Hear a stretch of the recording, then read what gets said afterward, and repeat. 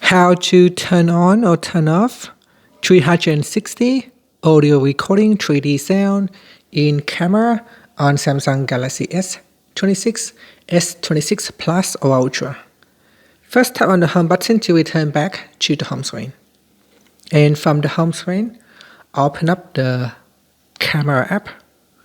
Next, we tap on the more button or the control button here. Then tap on settings.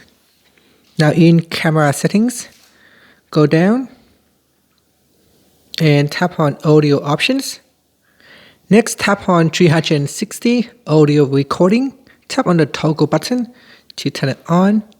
Then tap on allow, or we can switch it off.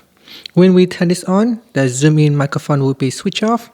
This will allow us to capture immersive 3D sound through your Bluetooth headphones and 360 audio recording. Finally, tap on the home button to go back to the home screen.